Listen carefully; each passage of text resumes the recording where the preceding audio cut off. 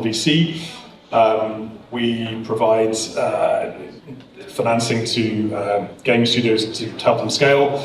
And we also do a lot of financial education, trying to help gaming studios understand financial concepts and better and how to apply them. But I'm not the talent today, so I'm going to be moderating. I think probably just one by one, if we go along, Michael, and just maybe give a quick intro to each of you, and then we can get started on that thorny question of what the future might hold. Sure. Yeah, so I'm Michael Hudson. I'm founder and CEO of GameBake.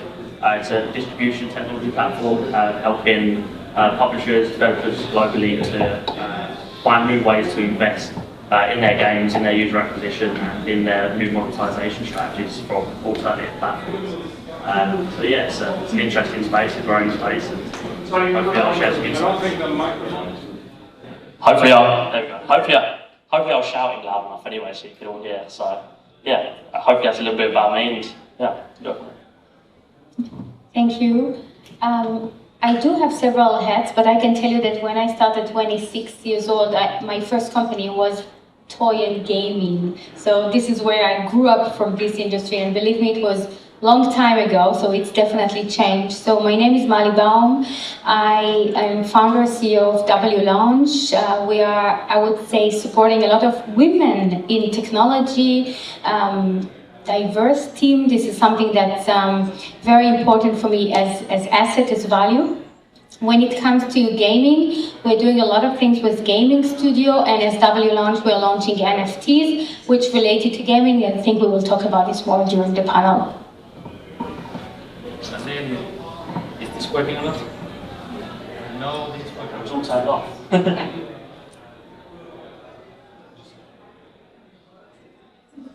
Is this working? Yeah. No, it's working. Excellent. So I'm Mika Tammenkoski. I'm CEO of Metacore. So Metacore is a mobile games developer and publisher. We have launched one game so far called Merge Mansion. We launched it 3 years ago. We have been scaling it since then. Our goal is to be building a portfolio of hit games. Games with a significant brand and long lifetime. That's about me in short. Hi, and I'm Max Seeburg. I am the founder and managing partner of One Up Capital, a growth fund basically for anything that is mobile and desktop related games, apps in general, focusing on growth financing, background in finance actually, and venture capital, but ended up focusing purely on games for the last 4 years now. And yeah, it's great to be here.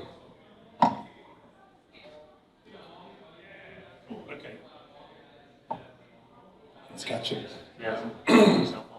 Excellent. Right. So maybe we start off with, instead of looking forward, looking back. So what did folks who were investing in the gaming sector, whether it was games or games infrastructure or whatever, 10 years ago, what did they think it was going to look like today, and how far off do you think they got it? So this would be back to 2013. So it was the not super early days, but fairly early days of kind of mobile gaming. Anyone sat in one of those panels 10 years ago and remembers what anyone was talking about? I don't know if anyone remembers for real, but of course, looking at the delta back then, so the free-to-play market really only broke through in Western markets starting from 2012. So it's like you could say that the mobile games market as it is today is only a decade old, and who knew how it will turn out to be. If we go 15 years back, we were in paid apps space, and we talked about race to the bottom. So paid apps started off from price points of $5 or $8, but then because we didn't have means to compete as developers, there was the race to the bottom to $1 USD. So then the LTV that you got per download was like 70 cents after the platform cut. And that 70 cents doesn't allow much. There's no much room to maneuver in. And then free-to-play changed that. So free-to-play, because of free-to-play, the LTV was multiplied. And I don't think anyone could foresee the impact of that. And since 2012, we have had like explosive growth in mobile games sector. Now the last year being the first year of decline in a decade. And I think like looking at 10 years back, then trying to predict 10 years forward, it would be impossible to see where we end up. I'm bullish on the market overall. So even though we saw a year of decline, I believe that we have reached the bottom and now we are on the way up again.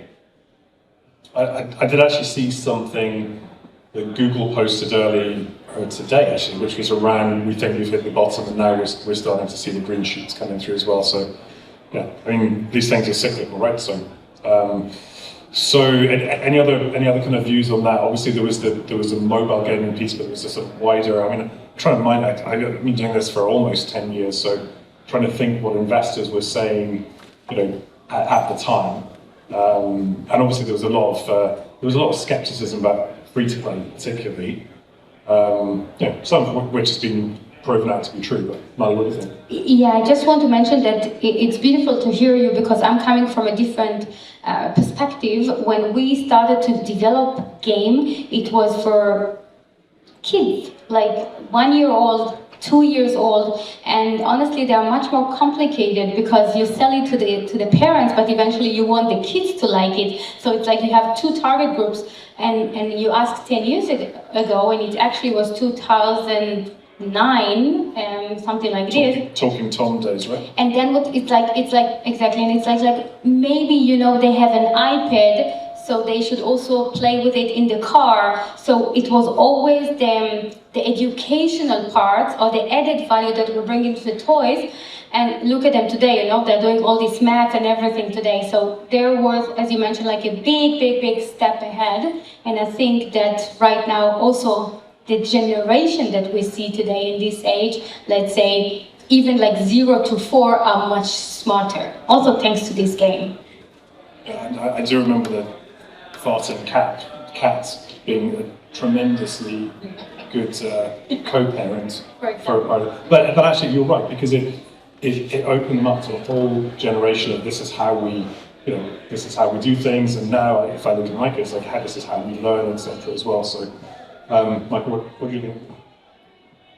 Yeah, I mean, when I got started in the industry itself, I mean, it's a good 15 or so years ago, and that was first originally with browser games, with Flash, and it was still relevant technology. And you know, I don't think anyone really, when you know the advent of the app stores and stuff came about, really kind of predicted, you know, the rise eventually a little bit later in the 2010s.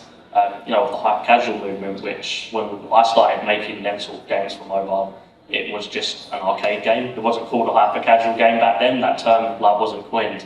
But how as well, you know, I don't think it was really predicted how, you know, the rise of them games and just the data and analytical model of that whole business really helped to scale, I think, advertising on the mobile space as well, and that full investment that came from, you know, many different companies, you know, from VCs and stuff, into these studios, into the advertising space, and all of the infrastructure that was kind of built around that as well. So, yeah, I mean, it's been you could say a wild ride over the last 10 years, and yeah, predicting ahead another 10 years is going to be difficult, but you know, try to obviously catch trends, see what's happening.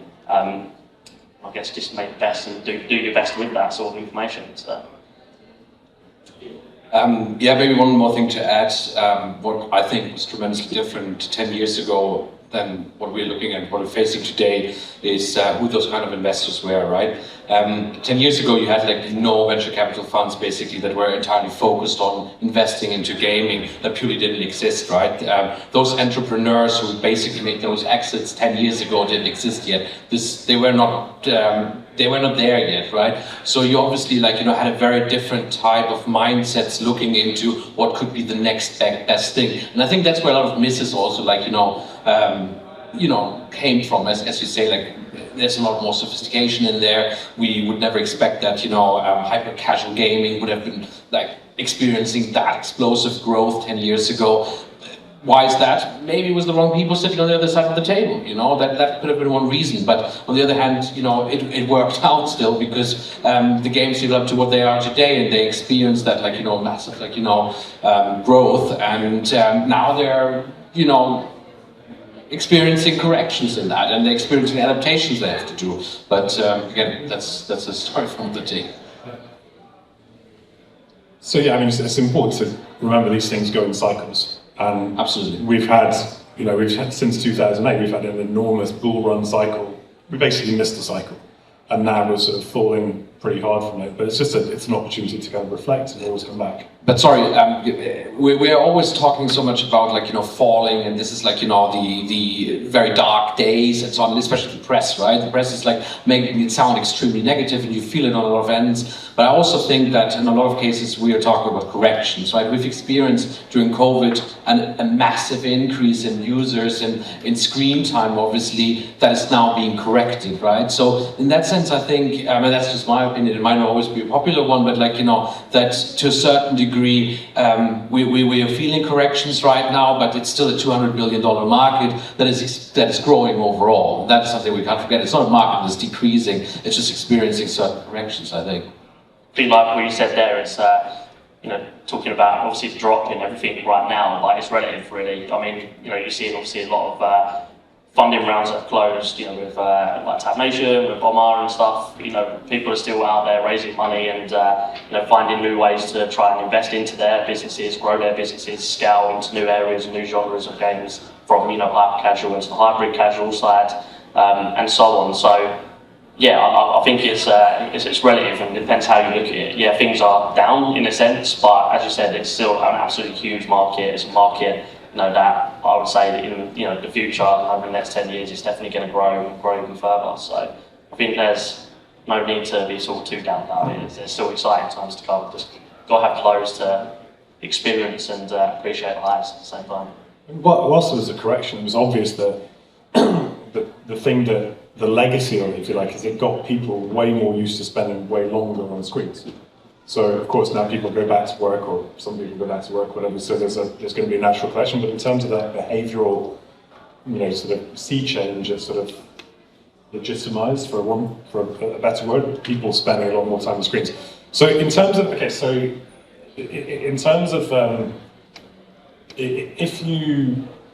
you kind of buy into the VCs as the barometers of where the money is, where it's going forward, what sort of things are being invested in now? There's typically there's always a sort of herd mentality, right? There's the hot buzzword concepts, you know, what's getting funded, what's not, on maybe on what thesis, right? So there's a what's hot or not. We can, you know, go around on that then maybe, and then try and maybe unpick sort of what's behind it, what investors are seeing as like a longer term trend that's playing to that's forcing into that. Just start. I mean, one thing, and if we just like throw something buzzy in there, and that has experienced its ups and downs, is obviously like Web3, right? I mean, in total, I think there was a 70% downfall in investor activity in Web3 in the, you know, recent times, but it's also experienced like a massive peak. Right now, the question is a little bit like, first of all, why is that? Is that not something that is working very well within gaming? Is it not like mature enough? Is that something that is like that far in the future that we can't really grasp it, and like are not ready for those products at that stage? You know, are those games not gameable enough? Look at Axie Infinity, for example. That thing, like, I think the token plunged like 90% or something like that, and that used to be one of the biggest, like, you know, blockchain-based games in the recent times now. So the question is a little bit in terms of, there's always certain trends that come and go, and there's that herd effect, like what we experience, especially within Web3 related things. Are they going to completely die because of that? I don't think so. Again, I think there's an adaptive process, there's a learning curve that is resulting from that, where investors are saying, okay, look, I mean, there's still plenty of investors in that space, that's not the point, but it's more that they're trying to identify, okay, what did we do wrong? How can we adapt? How can the companies adapt? How can we make playable, fun games that people actually, where people say like, hey, one of my top favorite games of all times is actually now a Web3 based game, right? And to get to that point, I think we need certain technology advances, and there we're simply not there yet. So that's like a big point that plays into that whole matter. When you think, for example, we mentioned NFTs earlier, right? Like, I can't take my Zelda sword and bring it to Super Mario and be had like a little told, I don't want to do that. It's just like for argument's sake, there's not that possibility of taking NFTs to other places and so on, which I think holds the whole market back. So in a certain degree, we're not there yet, but investors have to have that belief that in 10 years, things like this are possible in order to, create something big again.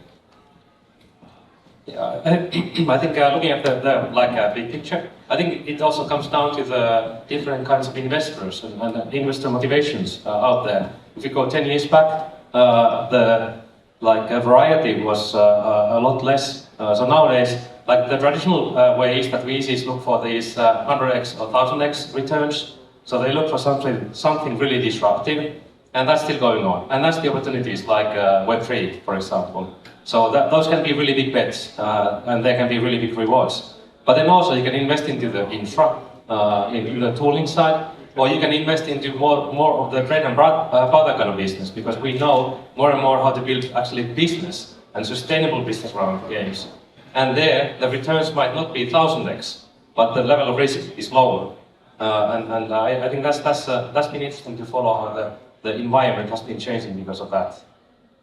I would like to ask the audience, please raise your hand if you are creating a game these days.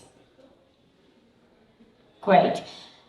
What I want to add to the discussion is, I think that, of course, there are the traditional investors, but in the last at least 5 years, what I'm seeing is totally new players are stepping in.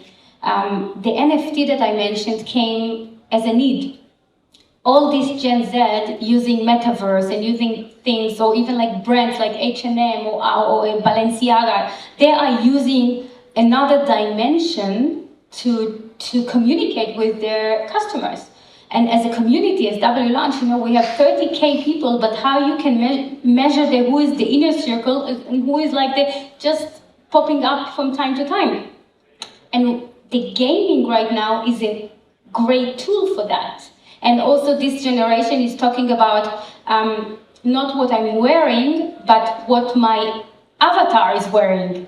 This is much more of a statement, who I am at the forefront. So we see Chanel, when you open your Zoom, suddenly you have a Chanel earring and you don't have it. You just own it for 40 euro as a digital. So it's kind of blaring. It's not like we know exactly where we are going, but one thing it's important for me to say, because we're talking about investment, and we see the private equity and we see the corporates, and this is where I'm strong at. You see Porsche, you see Audi, you see Bertelsmann, RTL, those very big players, definitely in the German industry, but not only, that they are right now literally acquiring studios and creators to either make a Porsche NFT or either make the dashboard much more interactive. So I think that the gamification right now, which is worth investment, it's absolutely going to direction that how the industry or the classic industry using the much more creative mindset, which is coming from the creators of gaming, into the old generation of industry. Yeah, and there have been, no doubt, you've had, I wouldn't call it perfect storm, but you'd have, this increase throughout the, 2010s.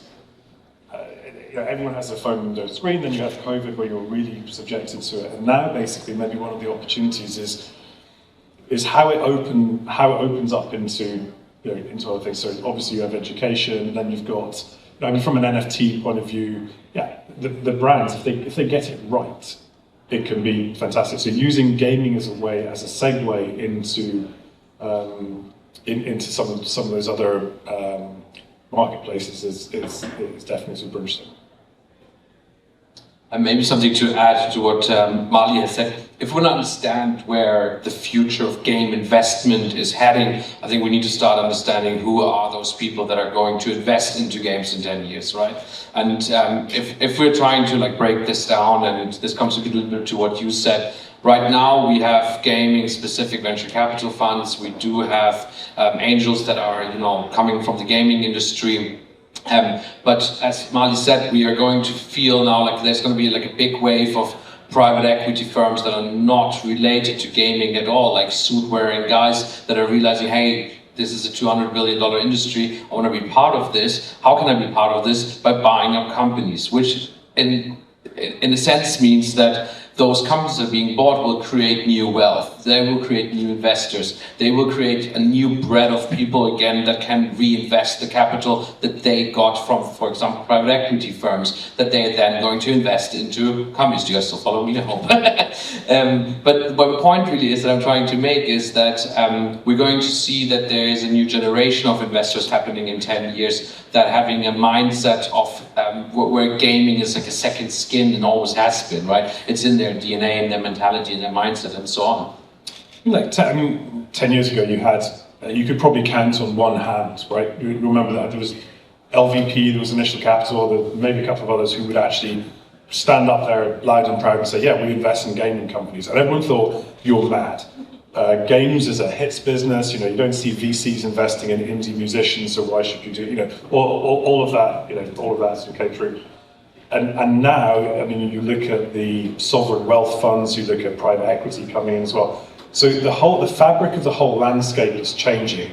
It's not a few people who would just like go out there on the limb and they would, fund everything that no other VC wanted to fund. Everyone's seen the growth in the market, the growth in the user behavior, the customer behavior now. You're actually seeing VC funds set up around concepts of gamification as opposed to like how can we take what we've learned in the gaming industry and then apply it to different industries? So that's something we're seeing a bit of as well. But then also, for you guys thinking about what sorts of, either games or companies or aspirations you want to build, think about where the investor dollars are going, but also what type of dollars are these. These aren't sort of micro funds or seed funds, putting a couple of $1 million into the next thing. This is like pretty serious money coming in to maybe big infrastructure, whatever, and also the risk and return tolerances. If you've got a private equity fund putting 50, 100, 200 million in, they're not going for the kind of moonshot 1 in 100 chance of making 1,000x their money, right? So there's a whole kind of slew of different opportunities that are arising down the curve. I think, to Martin's point, there's going to be different professionalism about how money is being invested, first of all. The other point is, I think, also in terms of the ticket sizes that are being made in the next 10 years, we're going to see that there's more late-stage funds happening, because I think 90%, maybe more, of all gaming venture capital funds are early stage. There's like almost, besides maybe Bitcraft, that's $1 billion under assets. Besides maybe like Bitcraft, that is like $1 billion assets under management that do Series A, B, C rounds. No one is doing that, right? Because we're not there yet, but I think that's something we're going to see as well, right? So also the venture capital tickets are going to become much, much larger and being able to invest much larger tickets in like the next 5 to 10 years. I agree with you, but it also depends on which market, because the American are spender, the ticket size are much more stronger, higher, and faster. In general. Of course, but also in Europe, we are much more risk averse. This is something, all my career was in Silicon Valley, New York, definitely Asia, Alibaba or whatever you want to mention, like SoftBank, they are absolutely spending, we know it. One thing I wanted to mention, Martin, if I was back to my 20s and I need to kind of like think which kind of game I'm going to develop, I would definitely think about what impact this development is making. Is it environmental? Is it financial? Is it social? Because what we see today, and this is something very important, I'm also sitting in the investment committee of the European Commission Fund and what it's called EIC Accelerator. What we see every time it's touched the healthcare, it's always coming with a gamification. The third generation handicapped people, it's always coming with the solution is coming from the gamification industry, and then we're asking where the money is coming in, or who are going to be the new investors. It's merging with the different industries, with leveraging the value and the communication of the game. I mean, do you guys kind of find this? The industry obviously itself is just, it's maturing, and with that you're finding, I guess, in these much bigger funds, family offices and stuff now coming into the space. just because it is a lot less risky in a sense. I mean, I think you needed the much earlier stage, and almost more, it was kind of a hits-generated sort of business model in a sense for the funds, because they was kind of trying to hit for these moonshots that were making, as you said, 1000x like for them returns. But you kind of needed that because it was them hits that then allowed for the actual infrastructure to be built around it, and this allowed for the actual industry to get to the point where it is now and actually make it more interesting for the family offices, for sovereign wealth funds, for the big money basically, because they don't want to be trying to hit these 1000x returns. Obviously, it's always nice, of course, but that's not really what their game is. They're looking for much longer term, much more sustainable investments. And I think that's a good stage, and as we were saying just a little bit earlier, where it is a little bit of a dip right now, but I think it's kind of showing that it is a correction, and it's showing it's a maturing market, and that's a good point for it to be in, because it means there's now going to be, hopefully anyway, going further into the 2020s, more money available, bigger tickets available for new investors as well that have, I guess, cashed out from the 2010s sort of era of it. And that money is now going to go to further scaling up the industry as a whole, and building and allowing the developers that are coming up now to really build new and exciting projects and the future of the gaming industry. So yeah, that needed to happen to get to where we are now. I think so. That's all good. I think about the ticket size you mentioned. I think it's also good to, like, if you reflect back 10 years back. We are, at the moment, we can allocate the capital in various ways, and we can sink in, we can invest more efficiently. 10 years back, if you had a team of 20 people, 30 people in your team, if you raised 5 to 10 million, that was plenty already. Nowadays, 5 to 10 million, it doesn't take you too far. You can keep on developing the game, but when it comes to really investing into the marketing of the game, that's like oftentimes 100 plus million is what you need to begin with. So I think that's also, it speaks for the maturity of the industry. For sure, we'll be seeing also bigger ticket sizes because of this dynamic in the next 10 years' time. Now everyone in the audience is adding a 0 to their notes.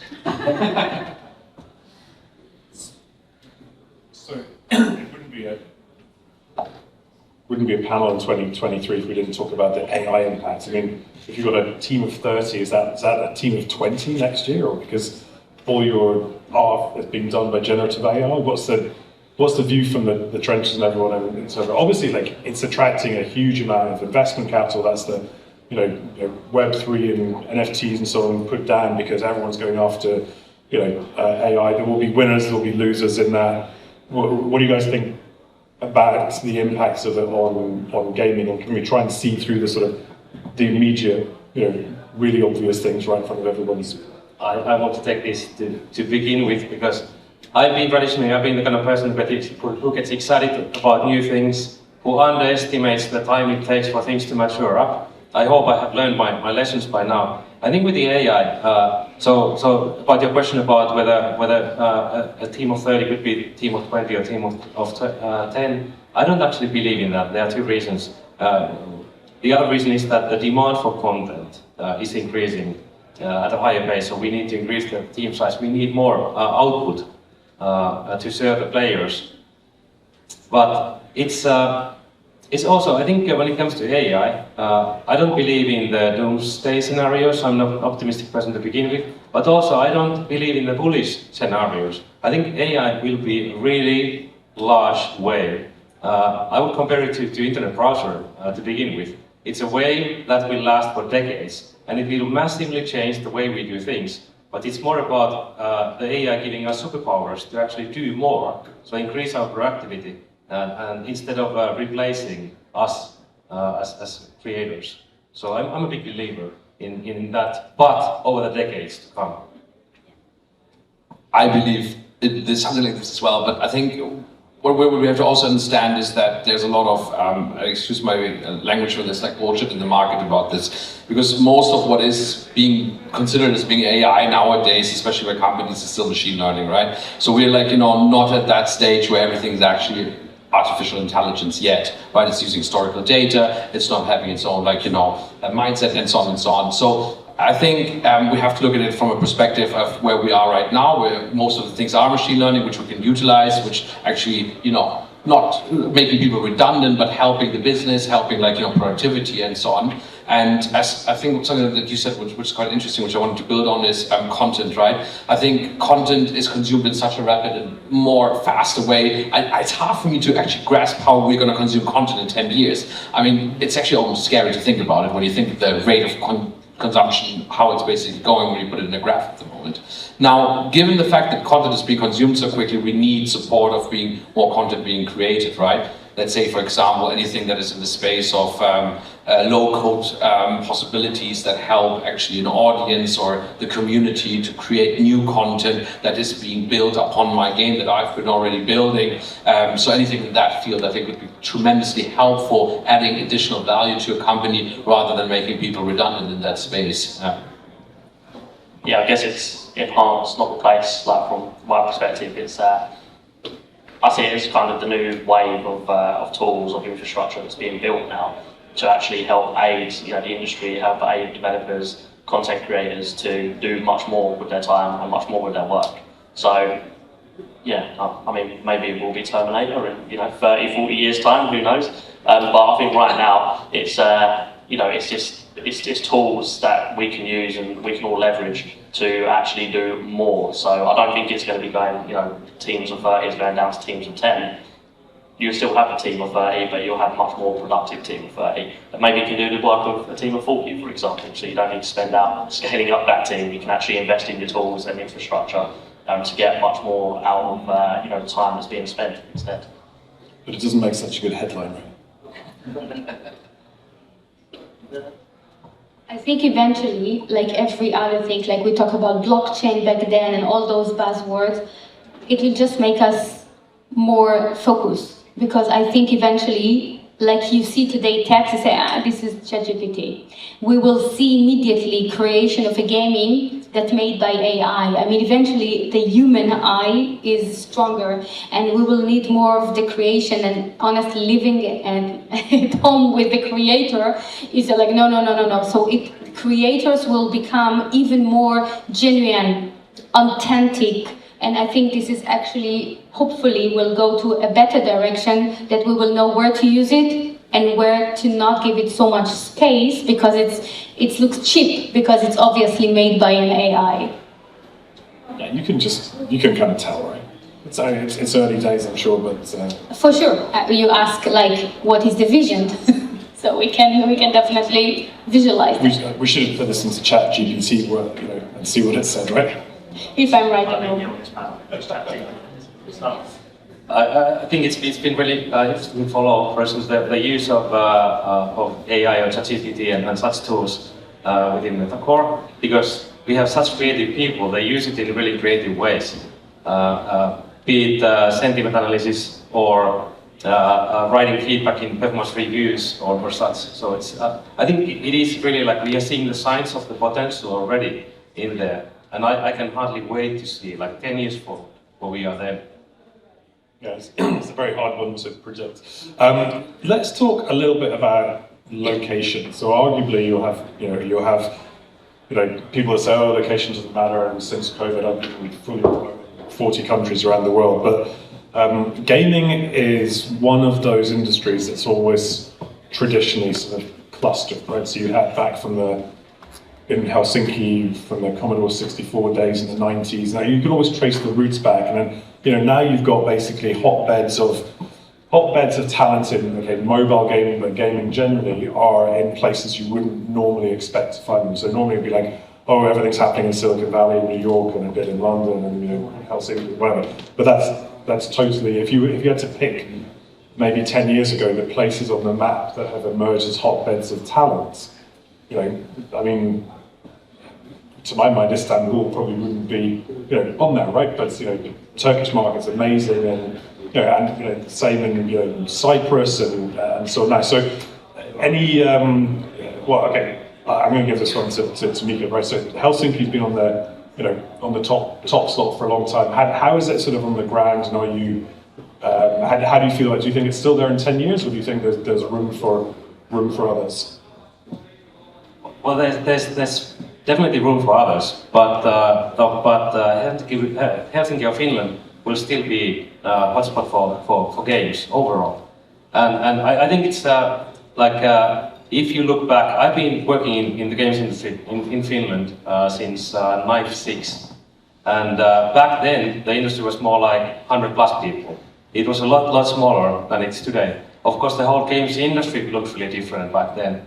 And what's been going on in Finland is that success breeds success. So there have been, if you look back for the past 30 years, you can find these success cases, and each one has been bigger than the previous ones. And the talent pool in Finland at the same time has been growing quickly. So at the moment it's about 4,000 people, a bit more than 4,000 people working in the games industry in Finland. If we go 10 years back, it was half of that. And as I said, if you go 25 years back, it was some hundreds of people. And I think this momentum will keep on going. So success breeds success. We have seen that the success attracts investors into the space. It attracts talent into the talent pool. And overall, like the virtuous cycle of the creative work becomes stronger and stronger. So I really believe that the momentum in Helsinki will continue. But we have already seen that there are also other talent hubs, hotspots being born. And I think it needs the success breeds success kind of factor to be having in there for that to happen. Yeah, I mean, Turkey was like there were some of the early successes with Rolik, and and then other people think I could do that too, and how do I become a part of it? So, now, what's going on in Germany? A lot. But I just going back to Scandinavia for 1 second, I recently read a statistic that blew my mind that said that 6% of the Swedish population is now employed in the gaming industry.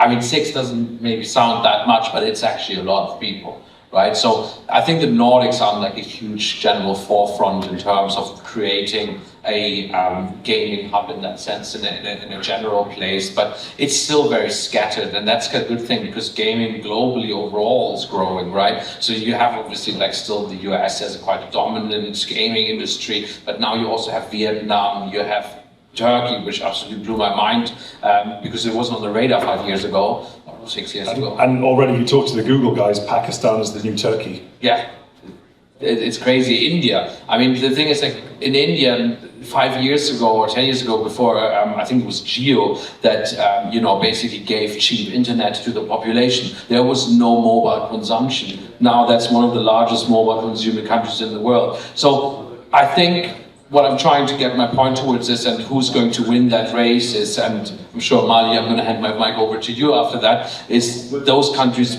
that are backed by their governments in terms of building that infrastructure that is supporting that. Because at some point it's not just the private industries that are giving in that money, but you need the very large, huge mega tickets that are government driven at some point, and you need the politics backing it. And I think those countries who are doing that and doing it right, they will basically win that race in terms of building those global gaming hubs. Let's talk about Germany as one market. I mean, we're not fighting city to city, yeah? Germans are supportive, yeah? No, but you're Hamburg and Berlin, but on the same time, we're totally doing this together because I totally agree with what you are pointing out here. The experience is if something has to happen, and let's say the economic department in our government understand how we leverage the diversity city, and I will talk for a second about Berlin, what is the talent pool that we have in the city, where it's going. Is it more of doctors? Is it more of younger generation, creative industry, art? Then I'm totally with you. Yes, private equity, yes, corporate, but they're all doing this for exit and for capital growth and wealth growth. While we have another sector that we have to acknowledge, this is a taxpayer money, and they have to kind of shift the ship where it's should be to leverage the human capital that we have. So I think Germany is a big player, and this is something we also talked in the panel, before the panel, in the discussion. Like, we see definitely Berlin is allocated a lot of money right now to become a hub to become something to attract for investors, but also for creators. We see it like Berlin, Brandenburg area.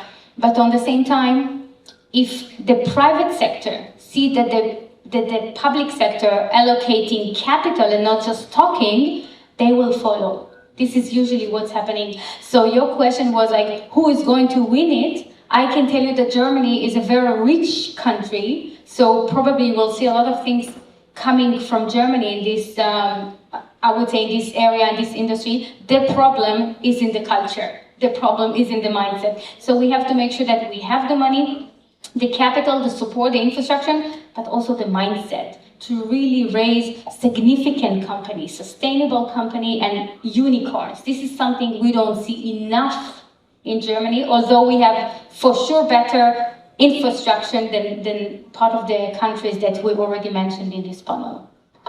There's a playbook of sorts, isn't there, with what Tekes and whatever Tekes was replaced by, I think, in Finland, right? So, and time after time, you can see that when there's strong government support, the private money follows. I mean, how many gaming companies would have been founded in Finland in the last 10 years had Tekes not been there to sort of meet some of the costs and so on?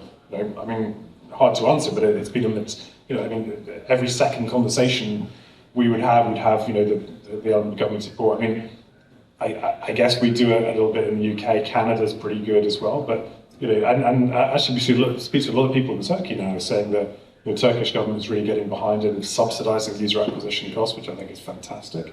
And so as well, but you know, you're right. Like, a lot of these hubs are there because there's an element of government support. So to countries like Germany or cities like Berlin looking at doing that, there's now a sort of, I mean, obviously you can iterate on it, but there's a reasonably established playbook of how to do it well and the things to really focus on. I mean, it starts with money, in my opinion, because like anywhere where you look, you still have to, like, you know, be able to open the floodgates for attracting not just the talent, but like, yeah, well, the talent is that builds the games. In Germany, we do have huge programs like the Games Fund that is basically publicly available, that is now not going to be continued because it's basically empty, unfortunately. I think those are learnings that also the Germans had to make, where they opened that fund to Ubisoft the same as to an indie developer. The problem is that the Ubisofts of the world have been a bit quicker to grab that money, emptying the German fund basically quite quickly, not leaving a lot of indie devs there. So I think those things are what countries have to still learn and adapt to, how to manage it in a smarter way. I mean, subsidizing UA is like obviously like a fantastic idea, you know. India did it, I think, a bit differently. I think they're taxing on a specific user growth or something, like in a very strange environment somewhere. So I think you have to be difficult in terms of what you do, but I think for them it's like an empty playing field. They have to like make the learnings as well. Yeah, I haven't much. It's all been answered, so I haven't really got too much to add on that. Yeah, no, I've got nothing more to add, so I think everything's answered there. I don't think there needs to be a specific winner, so to say. You know, there's lots of amazing talent, you know, all around the world. So I think there's plenty of opportunities, you know, amazing stuff to come out of, you know, many different areas globally. I guess one thing that you do find, I think when you do have like sort of that 1, 2, you know, 3 initial sort of success cases, that's what then really kind of, I guess, opens your eyes for, you know, things like government support and starting to build, you know, systems, starting to put funds and stuff into place. You know, from the government. I think that you need to first see something in an area to actually, you know, as you said, like in Finland, you know, if you can trace its roots back. So I think that's where you find, you know, you've got the same here, obviously, in Berlin. It's not just all of a sudden appeared, you know, there is historically, you know, a lot of other success cases that have kind of like built into what's happening now. So, yeah, it'll be interesting, and I'm looking forward to seeing like what new hubs, I guess if you want to call them that, kind of appear over the next, you know, 5 to 10 years. I think it'll be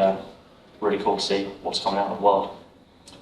Let's talk a little bit about platforms, because so many people now are sort of crying into their pint glasses about it's so hard to make money on mobile because user acquisition costs are so high, and it's a sort of fairly kind of circular environment, and some of the big guys have got all the cash to do it, and us little guys just can't afford to compete. That's talked about a lot.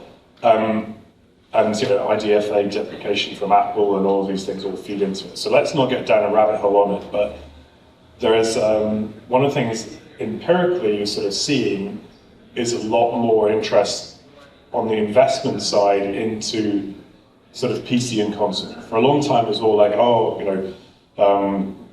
we're evolving from PC and console. Mobile was the big shiny thing. You've got this perfect attribution thing for massively scaling with UA back in the day, but all of a sudden it seems that PC and console, it's different. The funding cycle is different, right? You're much longer funding cycle for a game, and the user acquisition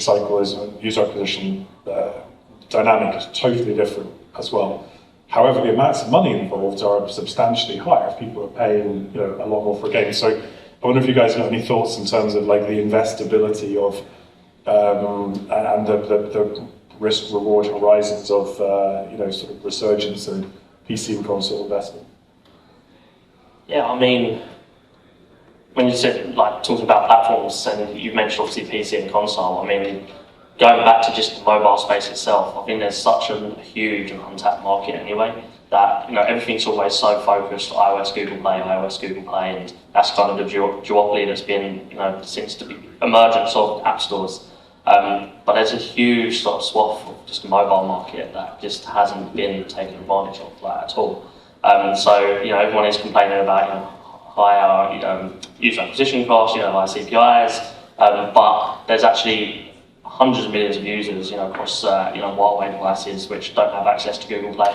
Xiaomi's doing a massive push right now with their app stores, with Get Apps. Samsung are really kind of diving deep now into Samsung Galaxy Store, which they've had around for years and they've never really capitalised on.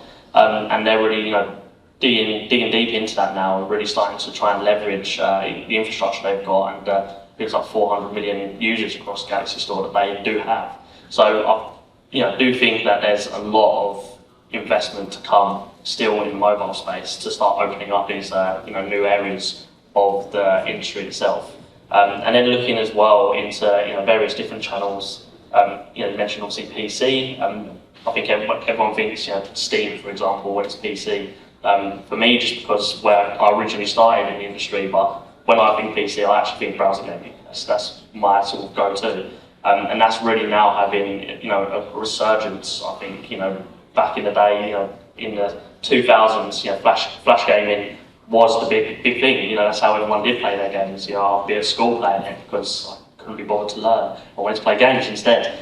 So that was the big thing. And obviously when Flash died and HTML5 came about, through the 2010s, had obviously a lull where it just didn't really kind of scale into too much.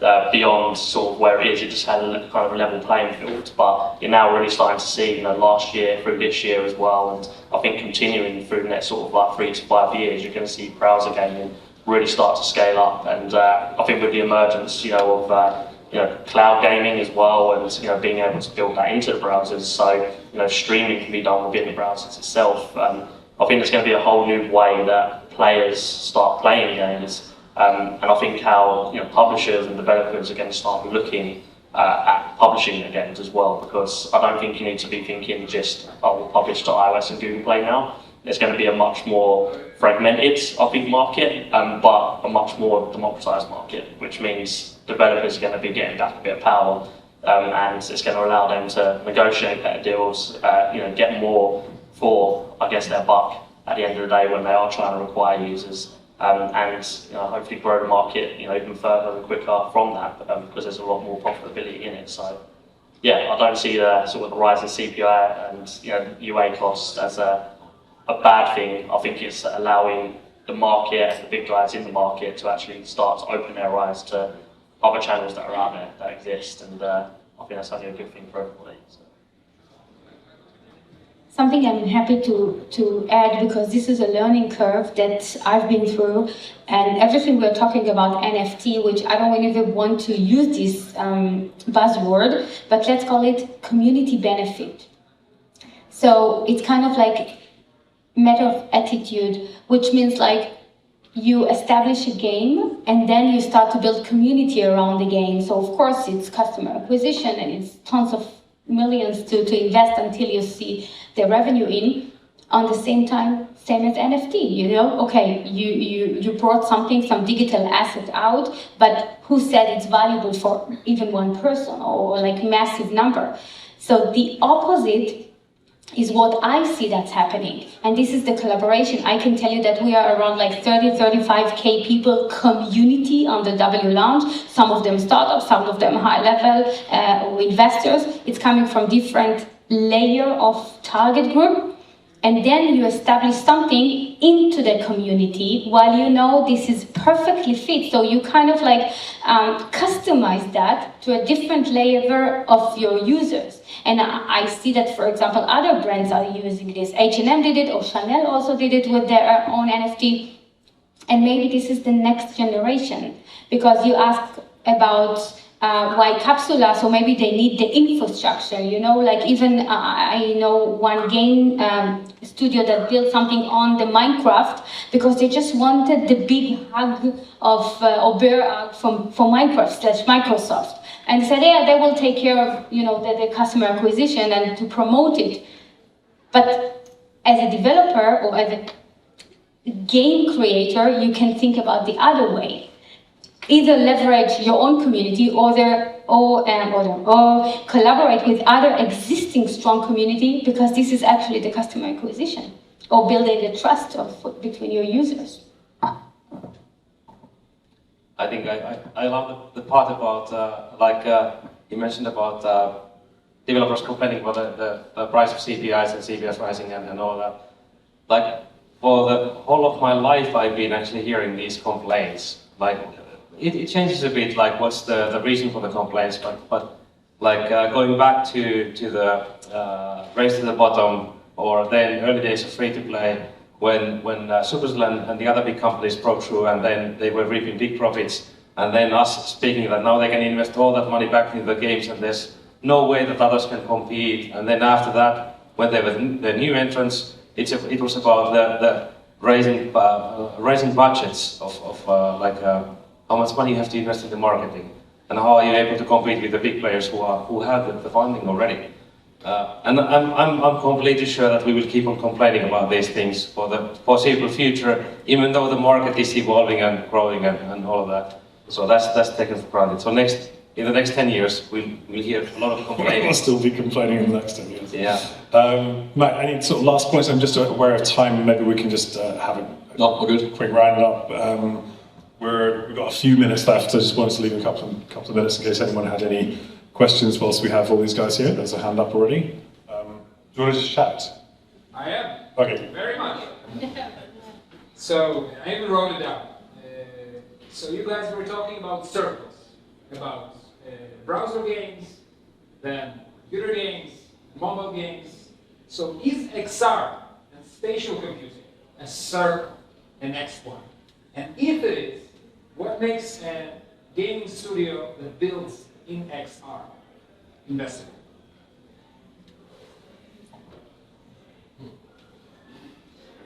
That's a good question, tough question as well.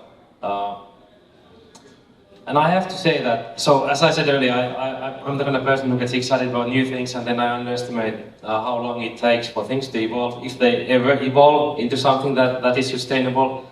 And at the same time following, for example, the path that mobile games has gone through. It's still evolving, it's still growing and getting into something big. Like with Web3, with NFTs, they are still proven. I believe there is something, but what is the timeline and what's the path of evolution they will get onto?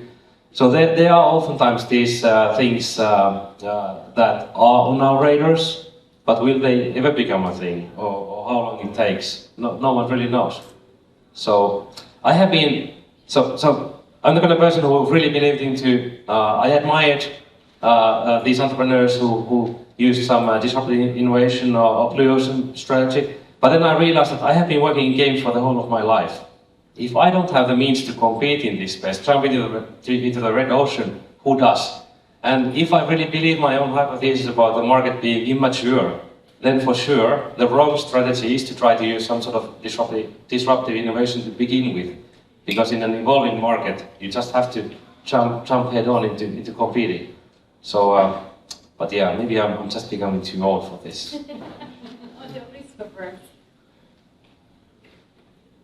And anyone else got a view on? It's interesting, we hadn't touched on it at all. I mean, it's obviously out there, it's a thing, you know, I've used it, I have friends that have got XR companies, whatever, but it's one of these things that should be, when you look at the here and now, everyone should be like wandering around with a headset strapped to them and, you know, using it in all aspects of their professional and personal lives, but they're just not. So I don't know, I think, you know, it's like any of the other technologies, it'll come, and it takes time. I mean, this is the whole idea of like synthetic reality, right? I mean, there's going to be like a further evolution of it where we're just not yet there. You know, we're not just yet there yet. I think we're missing a few steps in terms of not just in terms of the technology, but in terms of the usage cases of it, right? And I think we're just about to get to the point where this is becoming like a mass market product, right, that is like being used by like such a large audience, like a mobile device is being used, which I mean by mass market, right? So there has to be like not just millions but billions of people that can actually apply that to, that way it can be applied to. Yeah. The only thing I would want to add is I would invest in it if it will become medical devices. And I think on the point of, you said what makes it investable, success and money. I think at the end of the day, so, you know, as you just said there, I think it's getting to a point now where it's starting to become scalable in a sense, you know, devices are out there, and it's actually to a point where, you know, games, for example, on these platforms, you know, they can become successful at scale and therefore generate return to make it interesting for investors to actually put their money down on projects like this. So, yeah, it's just a time thing. I think, you know, everything has its time, I think, and yeah, how long that takes, I guess who knows really. Touching on the hardest things to get right, I can say that from personal experience as well. Cool, I see another hand up for a quick...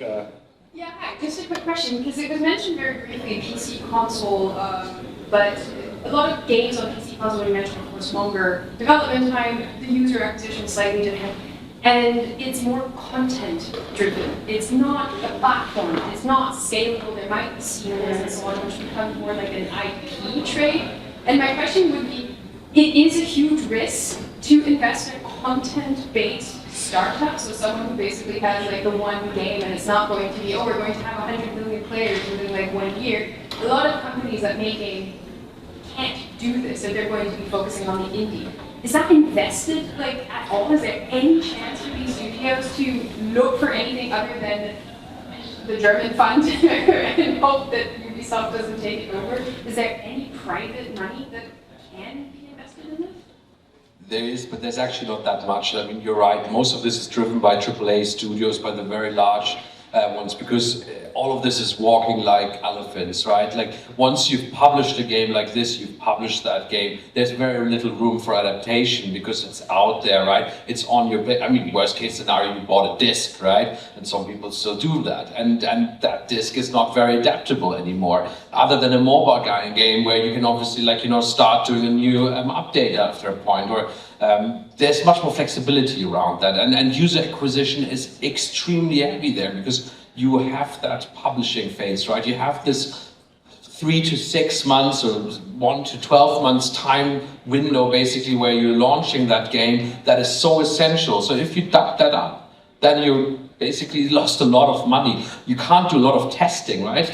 I mean, if it's a Steam game, for example, you can, you know, you do your pre-alpha and blah, blah, blah, and you can do a little bit of, sorry, what's called like interest-based subscriptions and so on, but that's all the testing that you basically are being given. So there's a little room for iteration here, and this is why obviously, like, you know, it's a very dangerous field to invest in, because investors want to invest in companies, not just games, right? And if you have a product, like, for example, hey, I'm building mobile games that have, I don't know, a machine learning component and build a community, and the community that builds content, then hey, great, that's a company I want to invest to because it builds a ton of those games. But if I'm a company that just like for 1 year produces that one heavy elephant game, then that's a hell of a risk to take, right? And that's kind of like, you know, where the whole production element comes in, similar to when you produce a Hollywood movie.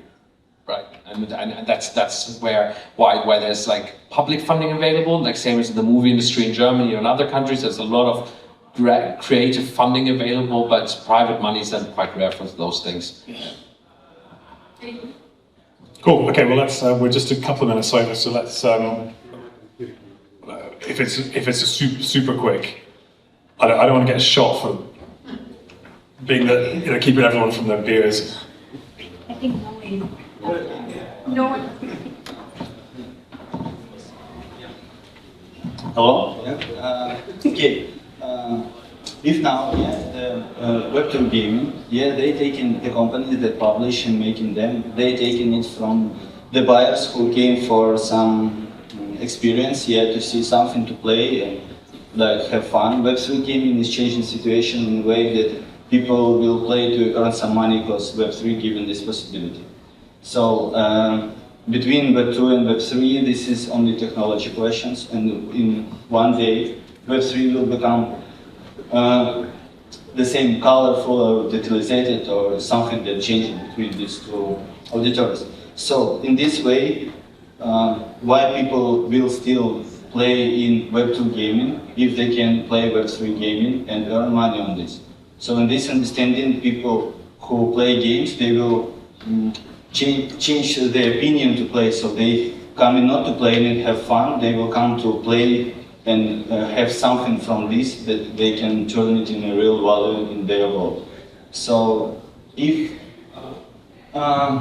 like employment of the real business models that can be controlled by the mechanics that include in games, is it like some future of Web3? Because from this position, this will be not only just games, this will be businesses that we play in. And people who work, it's like a company, and people who work inside, they will go not for money, I'm playing this to earn money, because you can go and play everything you want in future in Web3 space that's circulating money inside with a real working and stability economy inside.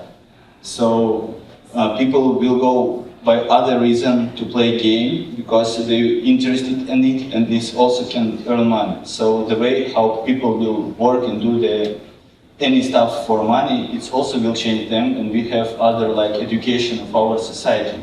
So I understand you all guys investing in the products.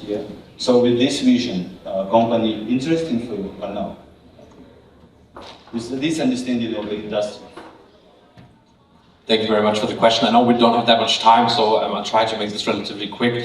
I think what we mentioned earlier is that there's obviously a big concern in at the moment in what type that the games itself that are being produced that have underlying blockchain and Web3, if they can attract a mass audience, right? And if they are capable to do something like this, I think that could be quite interesting, and that it would be something that is has a huge potential. There needs to be something that makes my sister that barely is using her phone for anything than just WhatsApp to say, hey, I'm gonna go get a wallet, right? It has to be a frictionless, a seamless process. It has to be easy, right? And it's not just about earning money, because when you say play to earn, that is something that works in Southeast Asia, that works in Africa, but in Western Europe, for example, I hardly know anyone who plays this kind of games, right? And we've seen what happened to X Infinity and so on. So because there's no good economy for people who earn money here, this small boy is not interesting for them because they can't buy anything. But you're right, there's an audience for it, absolutely. This is why it's in Europe and it's all important. But when you will give value to, NFT, how you said, this is a present from community to players. And this don't have a value because pictures have value in a real material life, but they can be destroyed with time. And that's why people buy pictures. In this way, the digital is not interesting. But this is like a technology that it must give some profit, and how to use this is the main question. And yes, now it's maybe too early to talk about this because we don't have good technologies for realize this in Web3 and in the big auditory.